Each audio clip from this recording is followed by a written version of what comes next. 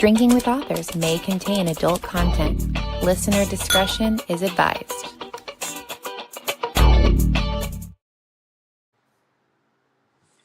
That's Welcome to Drinking with Authors. I'm your host, Erica Lance. Today I have a double feature, and just full disclaimer, we tried to do this when my internet and my computer took a crap, and that's why my video and audio might not be fantastic right now because I still haven't replaced it, and I'm on, I don't know, a 2015 MacBook that, may or may not get the job done. We'll see. It should be fun. But welcome, CD Corrigan and Brian Fitzpatrick to Drinking with Authors. Hello, hello. Thank you for having us. Round 3, fight. Here we go. Okay, let's talk about what we're drinking this time. I have the last of my Wicked Grove limited release blueberry hard ciders. I'm very excited about these. These were great. I should have bought more. That sounds delicious. Hopefully they'll bring them back. We'll see. I love a blueberry cider. What are you drinking? Because it looks pink and tropical. So I was drinking raspberry lemonade, but for the sake of the show, all of my glassware is in storage right now. So I have the bottle of port, and it's going to be a fun night. This is Sandman Port, Fine Ruby Porto. I love that so much. Okay, Brian, who seems to be adjusting his lighting to look. There we go. There we go. Okay. I am the most boring one of all three of you. I am drinking coffee. I am addicted to coffee. It is my drug of choice and my love language. I do love me. What flavor coffee? What are you drinking? This is my favorite brand. Beans are out of Phoenix, Arizona, called Colt Coffee, but I do not have any of that because they do not sell it online. So my substitute is a brand you can get online called Community, and they are a close second to Colt. Very cool. Does that mean you have to coffee of choices from a place I found in Tallahassee called Lucky Goat. Nice. Very good. Very good. There's a Hawaiian coffee place nearby here that called Badass. That's their literal name is Badass on the door and on their product. It's wonderful. That sounds amazing. Okay. So for anybody who's viewing and listening to this, first of all, it was pre-recorded. We didn't go live, but they're amazing. So we will post this, of course. But what do you both write? So CD, let's start with you and do a little show off if you are able. Ooh, yeah, no, I did pack my paraphernalia here to make sure that was with me throughout the move. So I am CD Corrigan. I write science fiction and fantasy, mostly fantasy so far, although there are some sci-fi projects in the works. Today, the thing that got me on the show is we're talking about The Memory Thief. There's my camera. Everything's in the wrong spot because I just moved. The Memory Thief. It is a sci-fi rogue punk, not sci-fi, it's a fantasy rogue punk story through the afterlife. We're going to talk more about that whole setting later. And then my first novel was called Tattered Pawns. This is the new cover over here. That's been out for a couple of years now with dozens of rave reviews. I am also a game designer and a professional artist, and I run Houndsong Games and created the Relic RPG tabletop gaming system in which you can play as all of these characters and any others you can come up with. So that's me. Well, that was the entire show. No, just kidding. We'll see you next week. Brian, what do you write? So I am Brian Fitzpatrick. I am a science fiction and horror and now fantasy author and screenwriter. And I kind of walk in both worlds as best I can. My science fiction novel trilogy called Metcraft. It's Mechcraft. I apologize not having any copies handy. That is available everywhere, and it's gone bestseller a few times thanks to my publisher's marketing campaigns. And my horror scripts have been circulating around Hollywood. I do have a science fiction film that got made and is in post-production now. Hopefully it comes out this year. And the current book, the reason we're here today, is I wrote To Slay a God, part of the same collection that CD's book is in. I'm sure we're going to get into all that. And my current work in progress is a horror comedy screenplay. Wow. Okay. prolific, both of you guys. So we are here because you both wrote into a world called The Sunless Crossing, right? CD, I think last time we tried to do this and failed miserably, you volunteered as tribute to explain what that is. It's in the alternate timeline, the world that never was. Yes. So, the Sunless Crossing is sort of the example I give people is like the Marvel Cinematic Universe, or if you hate yourself, the DC Extended Universe. It is a shared gaming / storytelling world that a bunch of different contributors and projects have kind of built on top of now, including us. It was created by Storytellers Forge, which is another indie gaming studio. They came out with a campaign called the Black Ballad for the game system of your choice. And then they started reaching out to guys like Brian and myself and said, hey, we really want to expand this with some novelizations and get different perspectives and different ideas and genres and everything kind of working within this same soup. So we all got together and made a soup. We had quite a lot of creative leeway in terms of just like they sort of just handed us the toy box and said, go. And we all kind of came up with stories that fit within it and sort of extended and built out this world together. And then each of these books stands alone and will hopefully probably launch independent series within that same setting. So get in now. There's lots more to come. I love the way you said that, because I was talking to Rick, who is the owner of Storytellers Forge, and I was telling him how the book Spellfire is actually what got me into Dungeons and Dragons, because I found that in a bookstore and I didn't know what the hell it was. And then I found out there was a whole game around it, and then I was hooked, right? So I think that it's so neat when you're able to either just read the books if you want to. You don't have to play the game or know the game in order to read the books, or you can dive in, get addicted, and play the game. And I think the whole game centers around what happens when your character dies. Indeed. Right? Basically, yes. Basically, what happens is the whole party dies, and it is the afterlife that we're all involved in. Yeah, the pitch of the campaign. Okay.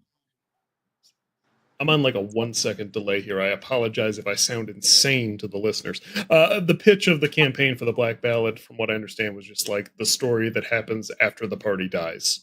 It's you TPK'd, now what? Which I just think is delightful. It is so wonderful. Yeah. When I tell people that, they love it.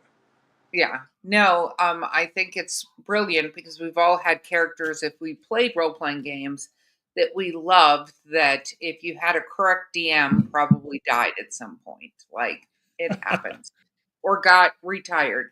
So let's Scooby-Doo this for a moment, though, and go back in time to what got you both started in writing, being an author. Brian, where did you begin this tale of coffee and debauchery? Oh, man. So my author origin story begins at 7 years old. I accidentally stayed up and watched the horror classic Night of the Living Dead. Mom had fallen asleep and was not there to parent me to not let me watch that movie. And I watched it and I couldn't look away, but I was completely terrified. But I had to know how these people were going to survive, or if they would survive. And it gave me about a week's worth of nightmares. And my mom, I think in desperation, finally just said, well, why don't you try writing your own horror story and see what happens, maybe to help me get over it all, I guess. And I took her up on it. I decided to try it. And I have literally been writing stories of science fiction and horror ever since. So are you going to tell me soon that original story will be released as an epic anthology? Oh, how awesome would that be, right? I don't think any of my early writing should be released. I know my kids will do that if they find it after I die, but I think just got to write into the will, never release any of this. I've already destroyed the hard drives. I think mine have dissolved into paper dust. I actually found a disc the other day, like a actual disc, and it said stories, and I was like, I don't even want to know what's on there. I don't. It's terrifying to me. But CD, what about you? What's your origin story? Not the same but different. I don't know exactly what the impetus was. I do remember I was, I think, 12 or 13. I woke up on like spring break or something like that and was just like, I'm obviously going to write a book. And I just started doing it, and it was very bad. And then I did that a couple more times throughout my teenage years, until I got into college, and then I wrote the first 5 or 10 chapters of what became Tattered Pawns and forgot about him for like a decade.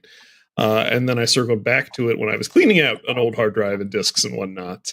And I was like, oh, these should be all burned with fire and purged from the universe. They're terrible. And then I got to this draft, and I was like, all right, well, that one's all right.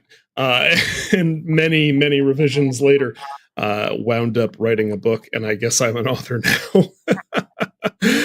But I was always you both are. There's no licensing requirements. You just have to write a thing, and then you don't even have to finish it. You could just tell people. They'll let anybody do it. Yeah. No, I mean, I think that is really brilliant. And it also talks about, how long it can take. Like, I think people have this unreal expectation that they'll sit in front of a keyboard and just like, bam, I've created a book. And I'm like,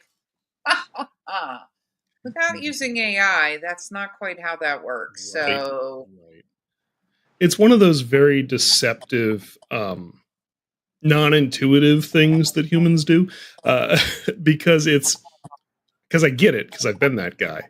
And then you try and do the thing and it doesn't work that way. But there's this tendency, I think, to be like, well, the actual time that I am pushing keys on the keyboard, if you add it all up, it's not that crazy. It's only, a couple 100 hours, maybe. What you're not calculating is all of the agony between each keystroke. And the days of like, I have a great idea. Be a real shame if I wrote it down and spoiled it. So you don't do it, and then then it's the next day, and that keeps happening for 5 or 10 years, and then you get something together. But then at some point you meet Erica, and she's like, "Hey, where the fuck are my drafts, man? You gotta." And accountability, yeah. It comes in like iron fisted. Well, somebody's got to have the sledgehammer, right? That's right. Indeed. Well, and I think that's the biggest thing that I encounter with writers is, hi, I actually need you to write. So you can do everything else, but write. But writing is what's needed. So get back to work. Anyway, so let's talk a little bit about do you guys, Brian, you talked about watching Night of the Living Dead, which, by the way, I had to explain to one of my children, literally with a medical book, why zombies were not a possibility, because he saw Walking Dead and then was like, oh my God. And I'm like, no. Let me explain to you, 7-year-old person, why this is not a possibility. I had to use science and logic. But should have leaned into it. But besides that, is that why you completely went the horror sci-fi route? And have you thought about jumping genres into something like, I don't know, contemporary romance? I don't think so, because for me, with my skill set, that would be the horror show. Would be if I attempted romance. That would not go. I would just, if I tried to write a love scene, it would be laughable at best. Although I have tried in other areas. I've said, you know what, other authors can do it. Let me see, and it never made the cut because it was just sad. No, I get it. I, as a horror writer myself, what ends up happening most of the time with stories is I end up going really dark, and I'm like, wait a minute, maybe I shouldn't be killing people in this very happy, sweet hometown romance. They're all dead. No. What about you, CD? Have you ever attempted or wanted to jump genres, but went, yeah, this is a terrible plan? No, I'm very my brand of neurospicy is very much like if it's not something I enjoy reading, I struggle to try and write anything. And I read two genres. I read science fiction and fantasy. I am that guy. That's just what gets the dopamine going. Not that I haven't branched out at times because something particular interested me, but like if I'm going to the bookstore, that's the section I'm walking to. And so it's just I don't really percolate on ideas for a lot of other stuff, for good and ill. I don't know if it's a focus thing or if it's just a lack of interest or what, but no, I'm pretty laser focused on like science fiction, fantasy, and all derivatives thereof. Just go deep, not wide. I love that. Okay, so do you remember what the first science fiction or fantasy book you picked up but couldn't put down was? So amusingly, I have an answer to that question, but I have a better answer that's a callback to something you said earlier. You mentioned getting into games from picking up a book at Once Upon a Time. For me, I know exactly what book it was. It was at the Books A Million in Williamsburg, Virginia, and it was R.A. Salvatore, The Spine of the World, which is a Dungeons & Dragons Forgotten Realms book, The Legend of Drizzt and all that. It's about Wolfgar. I picked that up because the cover was interesting, and I read through it in like a weekend, and I had this moment of like, what is Forgotten Realms? This is all connected, and now here we are. So that was the one that sticks out to me. I think a little bit earlier than that, I was reading like Star Wars EU stuff, Heirs of the Force or Young Jedi or whatever. But the Legend of Drizzt is the one that like locks in that core memory for me. See, and What about you, Brian? I'm gonna really age myself right now because what got me going when I was 10 years old, there's this thing that started circulating around my school called Advanced Dungeons and Dragons, which was basically Rule Book 1. It was the first edition, and this was late 70s. And I was like, what is this? And I when we explained it was a game of imagination, and I as soon as I did it as a player once, I was completely hooked. I think I played as a player maybe 2 or 3 times before I became a DM because I wanted to tell the stories. I wanted to write and tell the stories. And so I was a DM up until like age 30 or 32. So that was what got me into the fantasy as far as playing. Ironically, outside of Dungeons and Dragons adventure campaigns, I never wrote fantasy fiction ever until this book. But I felt I had the background to do it since I played D&D for so many, like 20 some years. But yeah, when the Drizzt books came out, when the very first one, the Crystal Shard, came out, I was early 20s, and I was blown away. It was the only D&D books I've ever read, and the only fantasy books I've actually really, truly enjoyed start to finish. Yeah. I just had a thought, and it flew out of my head like a bird.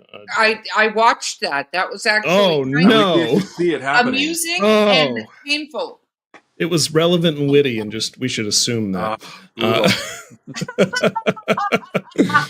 does that help? Yeah.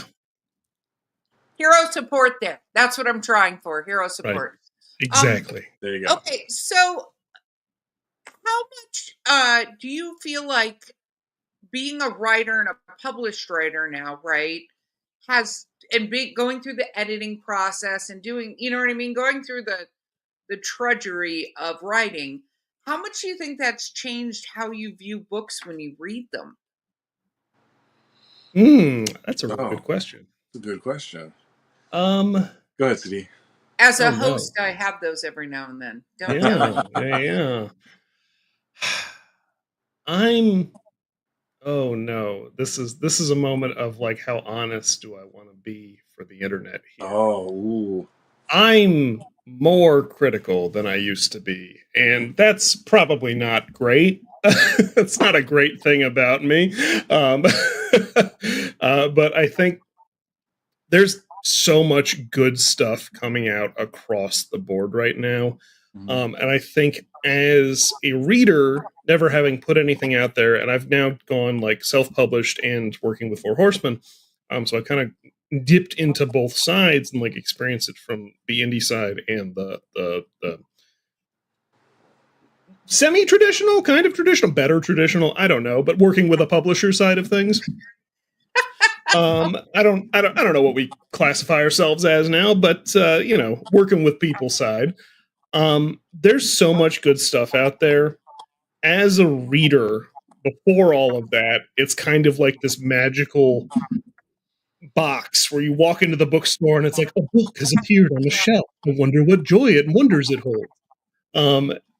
Having kind of seen how the sausage is made, I'm more likely to DNF something now when I like pick up a book and I start flipping through it and I'm like, why did you mess this plotting makes no sense. Goodbye. Like it just, like my eyes are a little more open to like, what would my editor say? Like ringing in my head. Like, why did you write that? It doesn't make any sense. The character wouldn't do that. Screw you.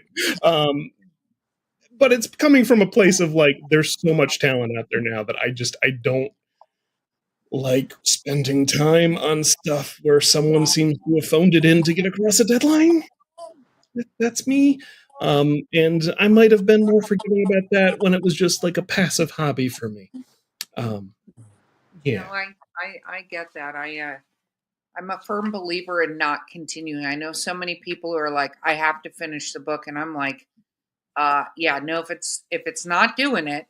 And I also have gotten uber critical, especially when you go, hi, did you actually have an editor? Because, there are writing mistakes and then there are editing mistakes. Very much like when you do screenplays, you can tell whether it's the writing, the director, or the actors. Like when you get behind the glass, you can go, wow, this is terrible directing. Now, I will say maybe this is just me trying to cover myself. I am more forgiving of typos now. Because I've seen one of my drafts go through 7 revisions and it gets to print and there's still a fucking comma in the middle of a word. And it's like, how did that happen? Like, how many people saw that? So I'm more like, yeah, it's cool, man. You misspelled a word. It's fine. It's just when it's like structural stuff, I'm like, did you not listen to your editor or did you not have one? Like, I don't. Dude, and for me, it's more, for me, it's twofold. I mean, I share your view where I'm more critical. Now the curtain has been pulled back and I'm in that realm. It's like, okay, why did you make this choice? Okay, I wish you hadn't done that and that kind of stuff. But at the same time, I find myself more appreciative of the effort, even in books that I find less, well done. I know the effort that the author put into it. But like you, Erica, I used to be one of these, I must finish. I got to see what happens. But now, if it's not hitting me, I will give it 3 or 4 chapters. I'm like, nah, I'm done. Yeah, and I will say a mixed bag. I will say one thing that I think is my therapist would more approve of is there's a degree to which I am now more aware of just like, oh, something may just not be for me, and that's fine. Mm-hmm. Like it's crazy to think that every single book and every single or whatever piece of media is going to just suit your tastes. And there's a difference between this just isn't for me versus these are bad choices and I feel like it's bad craft. And I'm, I think, more aware of that than I was before, where I would just not like something and not really be able to articulate why. Now it's just kind of like, oh, this is fine for somebody else. It's just not catching my interest, And I don't think I had that gear before. I agree. I agree with you. And I think, I tell authors this all the time. You're never going to please everybody with your work. There's no such thing. It's just, did you do the right steps? Did you do the right thing? I mean, the truth is you will never find every typo in a book. When you write it doesn't matter how many times you read the damn thing. And, people tell me, oh, I changed fonts and I printed out. And I'm like, yeah, you're still not going to find them. Doesn't matter. Good luck with that. In fact, I'm not going to tell, I don't even know if I'll tell Erica, chat. There's a typo on Memory Thief in a very conspicuous place. And nobody caught it until my mother got her copy. No one else has mentioned it yet. Moms immediately spotted it. Everything, aren't they? Literally, the message chain went from my package just arrived. There's a typo. Thanks, Mom. Oh. But no one else has spotted it yet, so I don't know if that means we need to correct it or not. Okay. The cool thing is it can be easily corrected. Yeah, But Yeah. so with your non-traditional publisher, Right. question: do you guys like?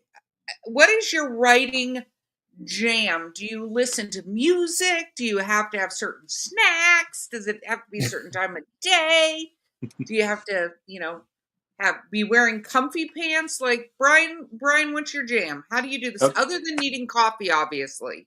The coffee must flow in an IV unit, and I'm good to go. No, I do listen to music depending on what I'm writing. If I'm doing some heart pounding sci-fi action, it's going to be 9 Inch Nails and industrial music all day. If I'm writing something sort of epic with the fantasy, when I was writing To Slay a God, I had on film soundtracks. I had like Gladiator and other things like that.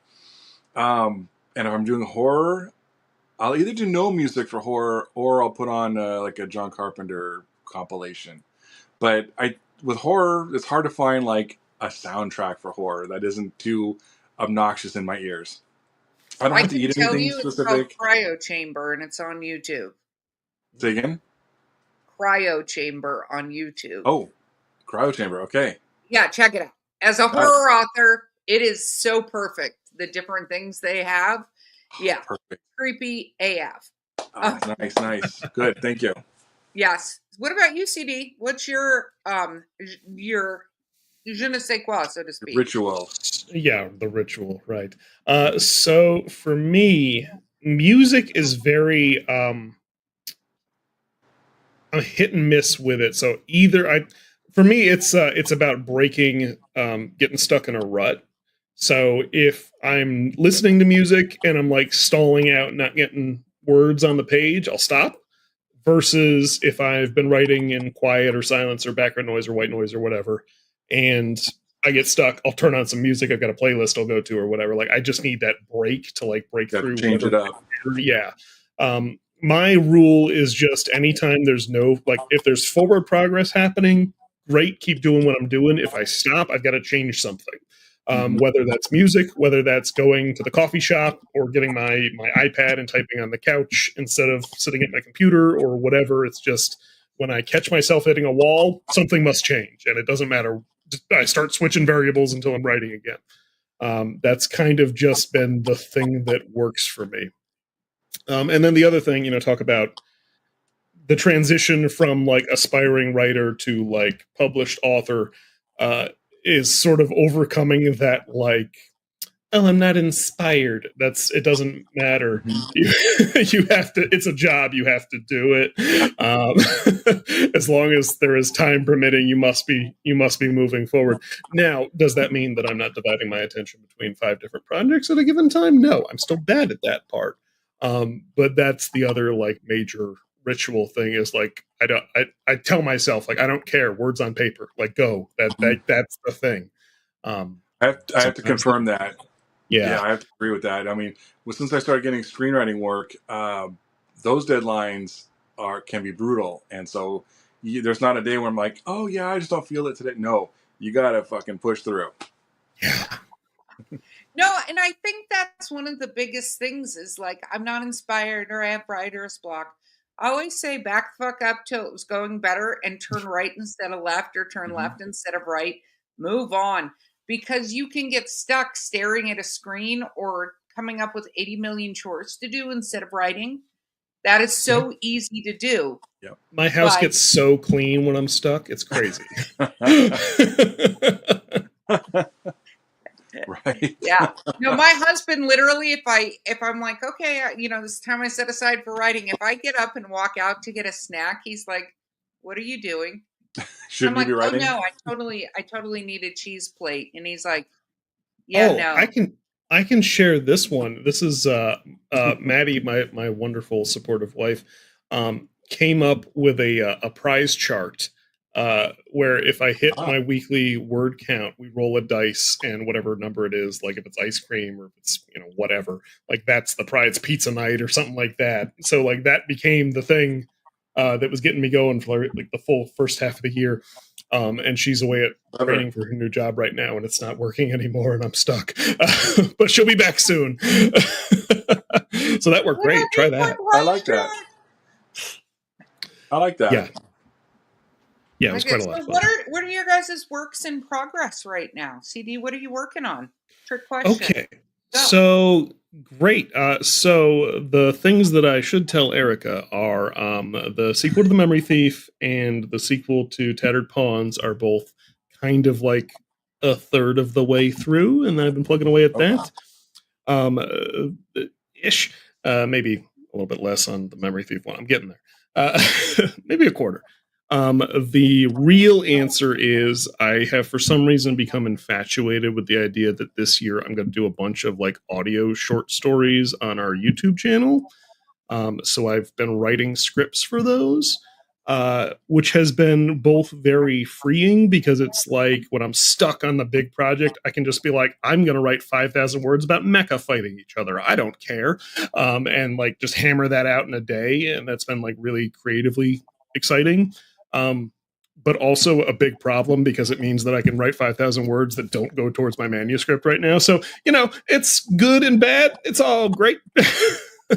Words on the page. Words on the page. Which words I did not specify. Yeah. So I got a few things going. One is the one I'm most pumped about is my horror comedy screenplay that my writing manager is hounding me for. It is set in the late 80s. It is vampires invading a Bible camp.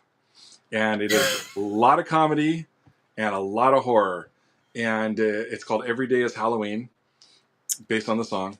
And my other works, I have, I'm making notes now for the sequel to Slay a God. I'm coming up with ideas, and it's very early stages. And I'm also working on the Metcraft tabletop role-playing game based on my science fiction novel series. That one I'm super pumped about. Thank you, Rick. And I am very excited to get that going. Yay. That is exciting. That is exciting. Very, very cool. You have to go faster, both of you, on the sequels because the books are amazing and your readers consume them already in a day. It's already done. So we already have the proverbial fat lady having sung on that, so you must go faster. So, duly noted. We understand the assignment. Maybe we'll write faster if they leave more reviews. That would be much faster. But I'm working on it. I'm pushing people. Well, what's interesting is I think as writers, you talk about 100 hours, you talk about all this time we take to write a book, right? And then readers take minutes, a couple days, and then they're done, and then they're like, cool. So what's next? Yeah. What else you got? Yeah. They're like, that was a great snack. I am hungry. And you're like, I've discovered like a 3-year-old. I have a 3-year-old granddaughter, and it's very much like that, where her attention span is like, I want to do this. No, wait, can we go play bubbles? Wait, can we go play chalk? And I'm like, this is like every reader in the entire world after they finished your book. Like, so true. So you guys talk about reviews. Do you read your reviews? Oh, hell yeah. Officially, no, that's an unhealthy thing, and reviews are for the readers, not for the Of course I read my fucking reviews. I read every single one. Not everybody does. Don't be all sassy pants over there. That is a level of self-control I aspire to and will never achieve. So, have you had a negative review? Oh, plenty. The minority, I think. Well, judging by the average, yes. Do I remember them verbatim versus all of the positive ones? Of fucking course I do. Okay, favorite negative review then, CD. His name was Dave. I wasn't kidding. He wrote, first book, Pawns, hooked up with a really great narrator to do the audio book. Very, very pleased with how that went. The audiobook is fantastic. I love Nick's performance on everything, Nick Mercer. And then, he and I both read the reviews, of course, and there's all these positive reviews, especially for like Nick's performance and like da. And then one guy named Dave was just like, I don't care for this at all. And both me and Nick, it became like an in joke. We were like, what the fuck is wrong with Dave? What did I do to him? So that's become my joke now whenever I'm talking about reviews, just like, Dave. But he will hold a special place in my heart forever. I don't remember verbatim, but I got one star review on my third Metcraft book, the final one, and it was because a word was very wrong that I have since corrected. It was a military-based word, and I didn't catch it, my editor didn't catch it, and my publisher didn't catch it. Oh, no. And this person gave it 1 star and said, this word is actually this word, and because of that, I'm throwing your book away. I was like, oh. All right. So, and then I summarily corrected the word in no time, and nobody is none the wiser. It is so very funny. Constructive negative reviews. My response to that always is, "Thank you for buying my book." Yeah, because we still got the money. They gave us the money. They can say whatever they want to. We already have the money for it. True. So, absolutely fair. Thank you for purchasing my book. It had some sort of visceral reaction, whether you liked it or not. Yes, 100%. So the joking aside, it's the mental self-care side of things. Is just like, okay, I'm allowed to read the reviews. I'm not allowed to take them to heart. Some people get really wrapped around the axle of oh, they didn't like it. The book is a piece of my soul. It's like, no, I see previous statement. Sometimes the book's not for everybody, and that's fine. And they're allowed to say that. It's not that big a deal. It didn't kill anyone. We're good. It's fine. Except for Dave, who will haunt me forever. Yeah. Revenge upon Dave. I shall avenge you. Oh my gosh. Well, so let's talk about meeting people in person. Have you guys gotten to go to conventions or something and met any of the readers of your wonderful works? I will say I did here in Southern California. We have the sister event to San Diego's Comic-Con up in Anaheim, where I live, called WonderCon, and it's huge. But I mean, not San Diego Comic-Con huge, but I was there. Unfortunately, To Slay God had not come out. It was like 3 weeks before To Slay God was going to come out, so I could not sell that. But I had Black Ballad copies, and I had my other copies, and I've been doing in-person events for years, and it's always the best. It's wonderful meeting new readers and the people who have read your stuff. It's fantastic, and it's because you can talk about other sci-fi things, fandom. I love chatting with people about favorite shows or other movies and things like that. So, what about you, CD? And then I have a follow-up question. Okay. Yeah, absolutely. So we started doing conventions for Houndsong in general last year before. It was kind of like our first. We attended as just patrons before, but that was like the first time I'd had a booth and everything. And it's been going really great. I've done 3 or 4 now. I've got 2 more coming up this August, and then next year we're trying to hit as many as like 7 or 8. And so it's been going quite good so far. Been selling Tattered Pawns and our gaming stuff at the booth, and chatting with people about that. It's been fantastic. You meet all sorts of people. You met some really networked with some really interesting folks too. That's the other thing about conventions is especially if it's not strictly like one thing, although that is also good. We have met people who are like, what do you do? I make this, I do that, I have this show, I do that thing, I'm this kind of artist or whatever. So that's always really exciting, especially when you start sharing, we swap work sometimes, that's always super cool. And I was surprised and delighted with how well novels do at mixed conventions where it's like Comic-Con or WonderCon or something like that. I was really worried. I brought 5 copies the first time. I was like, oh, those sold immediately. Okay, great. We've got to just do this. And it's been really good. That was wonderful. No, you never know how it's going to go. My follow-up question is this. What has somebody come up and told you from your books that you were like, Yeah, no, yeah, and had no effing idea what the they were talking about. Oh no. uh, Because that happens to all of us, where people get really excited about some little plot point that we just use to catalyst the story, and they're like, Bob the barista is the best thing in the world. And we're like, right. who? But you I've can't say got that to them, because you got to be just as equally excited, but then go Google search your own document. Your to own. go, what? right. Yeah, so I don't necessarily have a plot twist that comes immediately to mind. And first of all, I haven't done the in-person stuff with Memory Thief yet. August is going to be the first time, so we'll see, because there's some weird stuff in there that I'm really curious to hear people's feedback on. But I will say the one that I wasn't expecting, for most unexpected thing, Hans has a dog in it. The dog, let me be very clear, has plot armor. He's fine. I have received more threats of eternal damnation and personal maimings over the fate of this dog, who is, can't stress this enough, fine. But yeah, people really responded to him. So I've had a lot of people come up after getting to like chapter 4 or wherever he appears in and just be like, hey, I just want to let you know I'm enjoying this. I'm going to keep reading it. But if anything happens to Gruff, I'm going to find you. And I'm like, okay. He's good. I get it, though. I do. I have several myself. Don't hurt the dog. Yeah, every other character I will kill ruthlessly. Gruff is fine. Mm-hmm.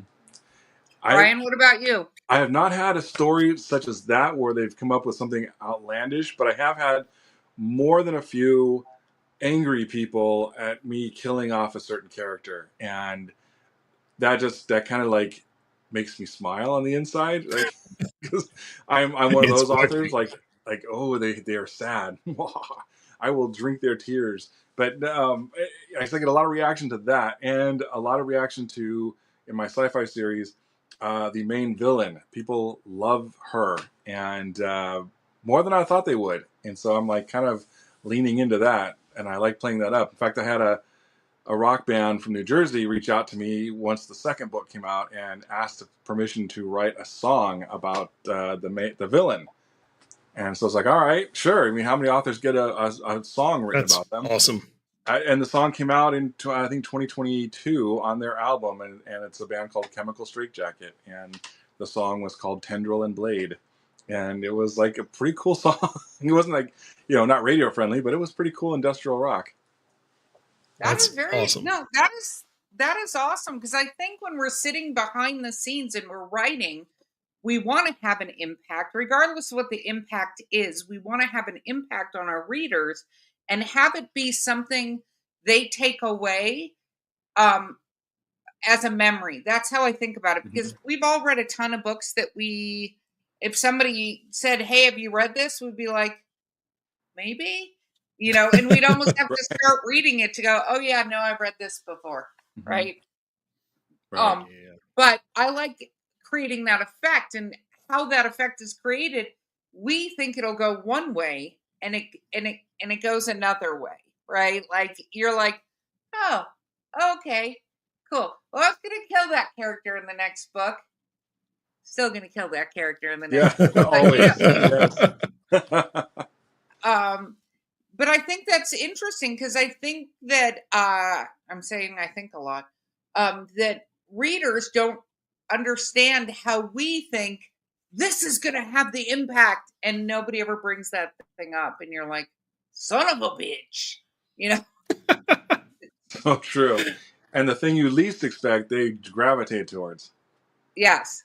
The weird side character that you're like, this is literally a plot point, and they're like, they're the best. They need their own story, and you're like, There's a character in Memory Thief that I wrote as kind of like a fun C-plot, like not comic relief, but like tension breaking side thing, who apparently became a thirst trap for some folks, and I didn't expect that or plan that.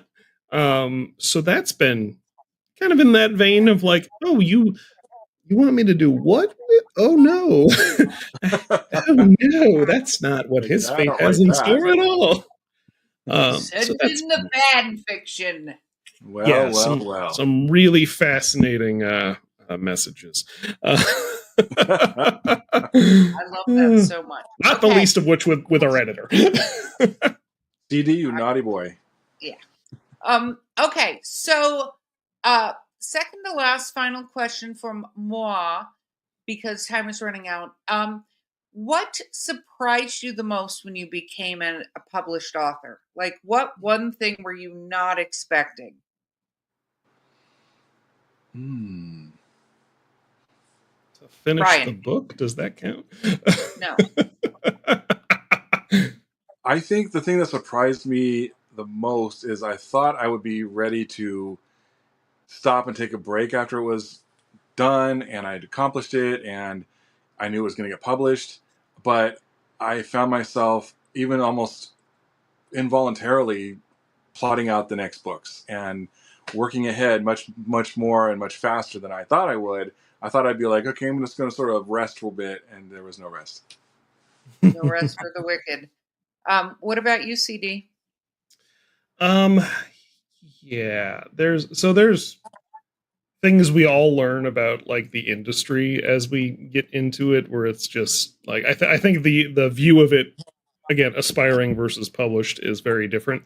But that's neither here nor there. I think the thing that's been most surprising to me personally was I thought after 2 books I would be like, now I have my process down pat. Nope. I keep coming up with better ways to do things, and it just changes like chapter to chapter. It seems to be working, and I think that means it's improving. But like, I was like, oh yeah, I've written 2 whole manuscripts and a bunch of other side stuff at this point, so I feel like I should have this. No, I'm kind of. It's no one knows what they're doing. It is always evolving. It's always evolving. There's no right way. Not devolving, but evolving. Indeed. Mutating, even, you could say. I think that depends on the day and the moment. Exactly. Yeah. It depends on whether or not you're scrapping the 10,000 words you just wrote because you went, no, this is not going to go in the right direction. Next.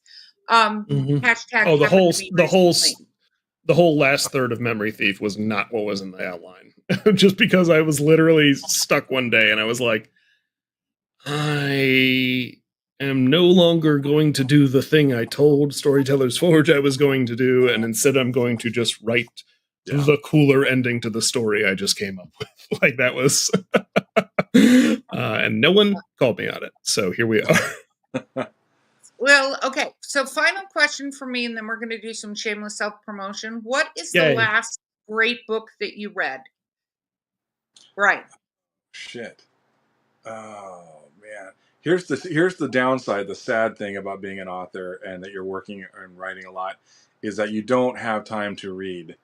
I have not read a book for pleasure in probably 5 years. And that I hate saying that because I used to love to read, and I'm so busy writing on different things that I have not had a chance to sit down and read. What did I read that was super powerful? Sadly, the last couple books I've read have not really impacted me at all. But I have been reading some indie authors, and The Secrets We Keep by Megan Opava. It stands out. She's an indie author, huge TikTok following. We were friends there first, and she reviewed some of my books, and I grabbed her book, and it's very cool. It's a very cool post-apocalyptic cult story, but a grounded apocalypse, not like zombies or anything like that.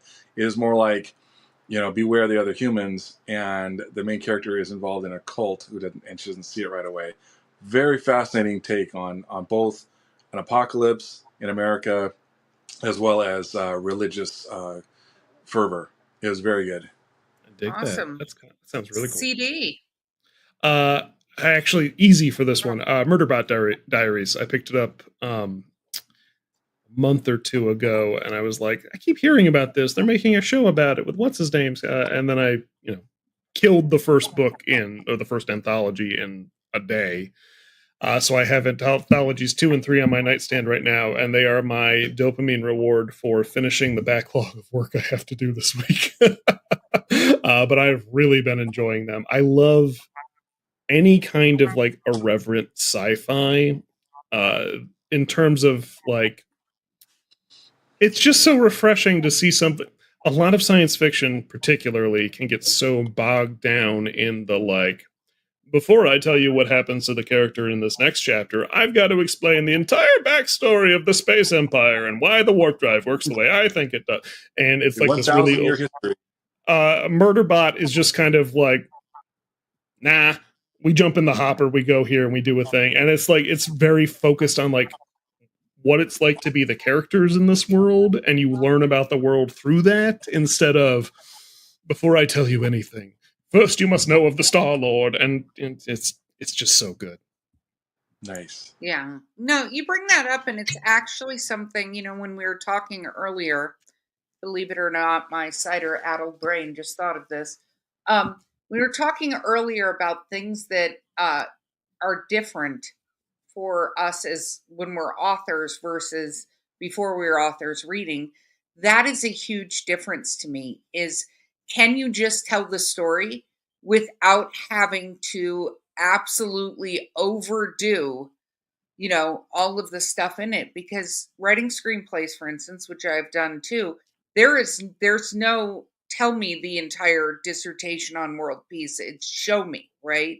Yes. And so if you can tell a story with show me and get rid of a lot of the, backstory that you didn't manage to actually weave into the story to be told, or have something happen that explains it. If you're like, well, let me give you a dissertation on this castle and what, and I'm like, no. The rule that I heard that really stuck with me, and I don't know if this is controversial or not, but I try and stick with it. Somebody somewhere along the line said, if you find yourself writing the phrase in dialogue, well, as you know, stop. Like that means you're about to do something bad. like you're the character's going to say something the character would never say out loud, because no one says that. As you know, you are my brother, and we did this together. No. Yes. Yeah. Yes. Well, as you know, the rebels are fighting against the evil empire who have built a Death Star. Like, you never know. You don't. The character knows. They don't need to say it. It's hilarious. Yeah. It's true. Oh my God. I love that. Okay. So shameless self-promotion time. Where can people find you guys in your work? Brian, how do people find you? Okay, I make a lot of videos on social media. You can find me on all the big ones, and I do writing tips because I like to pay it forward. I do a lot of talk about writing tips and, of course, work in progress and some stories that are embarrassing about my past. A lot of amusing things like that. So you can find me on Facebook, TikTok, Instagram, YouTube, all of it. And all my books are available on Amazon and Barnes & Noble and all those good places. I tend to be all over the place, and I do post 3 or 4 videos a week. And your handle? It's right here on the thing. It's at author Brian I know, Fitzpatrick. but not everybody's watching the video. Some people could be listening to the podcast. Stop pointing at the screen. Right here. It is at author Brian Fitzpatrick. Wow. And you only had coffee of the 3 of us. So yes. I don't know what that says, Brian. This has got a lot of caffeine. CD, don't mess it up as bad as Brian did. Wow. Well, I don't know, Erica. It's on the screen. I don't feel like I need to say anymore. No, I am at Hound Song Games, basically everywhere. Occasionally, you have to put an underscore after song because someone stole it on Instagram. But everywhere else, it's Hound Song Games.